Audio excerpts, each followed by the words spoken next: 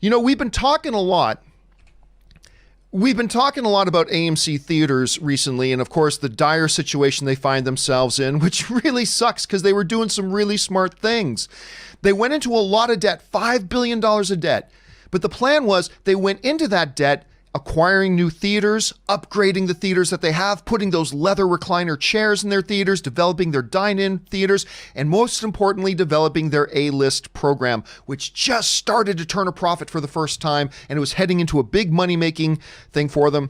Everything was looking good, and they went into all the debt, they finished spending all the money, and as soon as they did, bang, the lockdown happened. They found themselves $5 billion in debt with no revenue and looking like they might never open their doors again. Now, I've said for some time that I do believe that, you know, the industry needs AMC Theatres here. Something has got to come up. And well, the first sign of life has now come out as it looks like AMC has been rolling out a $500 million debt plan to help extend a lifeline to keep them alive. Because remember, Robert and I have been saying, look, when the theaters reopen again, there's some big movies coming out near the end of the year. If they can just make it to then, when the money starts to roll in, they might be able to make it. This might be what it is they need to survive this, which is great news. Now, let me just read what's in the report here, because this only came across my desk. Oh gosh, what am I going to say here? Probably about 20 minutes ago. So let me read this along with you guys.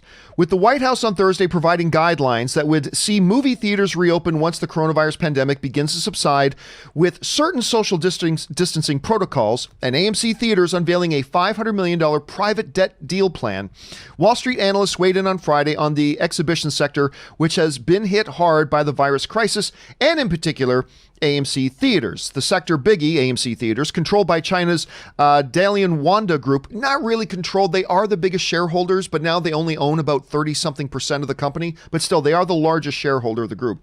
Got a thumbs up from street watchers for buying itself more time to potentially avoid a bankruptcy filing with the proposed capital injection. But many see its big debt load as remaining is still a key challenge for the firm. Basically, it's this. They got a big influx of cash. Hopefully it's going to be enough to keep them alive to get to where they need to go. That's the hope. That's the dream. Now, in response, you know, remember the other day, AMC stock was trading at like $2.08. This morning it opened to this news. It opened at $4. So the stock nearly doubled. Now, I think it's come down a little bit then, but I think you can expect to see it go back up. Look, I'm not saying AMC Theatres is going to make it, okay? Let's be clear. I'm not sitting here telling you now, oh, everything's fine now. Everything's fine. AMC's fine now. No, but this is a good step in the right direction. This is a great step in the right direction. Hopefully we'll see what happens, because once again, this is not just about AMC Theatres. All right. That's what a lot of people don't understand about this, because, you know, I've had some people who aren't getting the big picture here writing to me and saying, well, John, you know, if a company can't make it, then a company can't make it. And, you know, to a degree, to a certain degree, I agree with that. To a certain degree, I do agree with that. You know what? If an industry or a company can't make it, well, then it goes to the wayside and something comes in and takes its place. But you got to understand, this isn't normal circumstances.